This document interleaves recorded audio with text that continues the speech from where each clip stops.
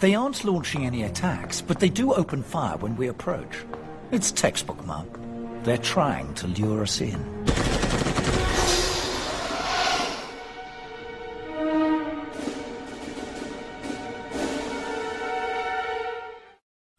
Welcome to New Generation Pictures here in beautiful downtown Beverly Hills. My name is Taliesen Jaffe. I'm the voice director for Hellsing, Hellsing Ultimate, and this being Hellsing Ultimate Volume 4, the volume we never thought we'd see. And sitting to my left, Ralph Lister playing Walter, Angel of Death Dolnays. Loving it. welcome. Welcome to... well, I'm trying not to say too many nonsense things in this interview, but it'll come out of me. Every now and then, sorry. It's a hopeless endeavor. So, shall we cut to a clever question now? We'll cut to a clever question. Actually, I've been meaning to ask you. Yes? Why did you turn Seras into a vampire? It just seems so out of character. You understand my concerns. Here we go. Let's be serious, kids. How did you start acting? Little boy, age 9, school play. I was a Fagin-type character from a Dickensian novel. I put a stone in my left shoe, so it made me hobble. My mother was so proud that during the performances I took the stone out, but I still kept my hobble. So I dragged the leg, dragged the leg, dragged the leg, and she checked me every time I walked. She said at the end, I was so proud of you. You always dragged your leg. So I knew from the very beginning, with the firm approval of my mother, that I was going to be a great actor. I know you do some on-film work, and you've been I'm an on-camera actor. doing this for a while. So. I've been doing Hellsing for a while, and other voice work, books and stuff. But on camera, I mostly am film, and in acting generally, it's only film and stage work that I do. I'm by background very much a stage actor. Was it right out of college, during college? All through. I have a degree in history from a British university, from Durham University, University College. I'm very elitist, actually. And a degree in history from Durham. Did many plays there. Played Romeo. I would have thought now I'm playing Walter.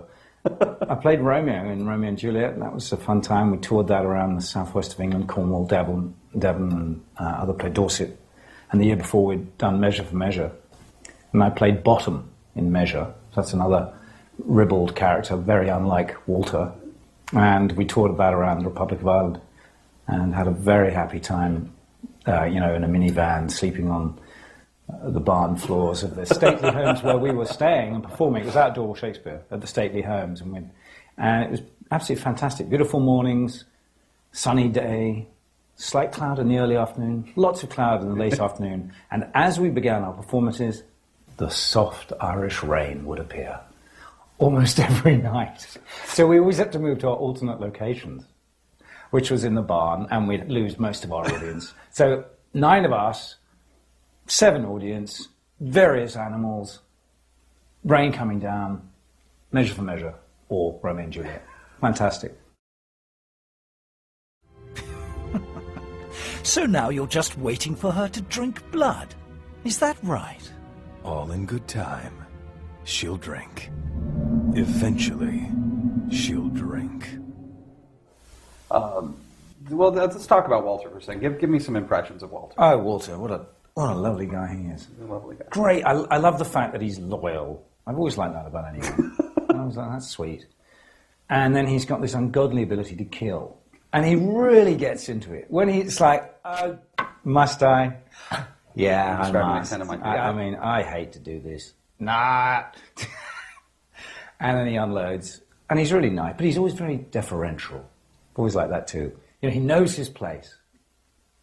Yeah. Alucard, all bow down.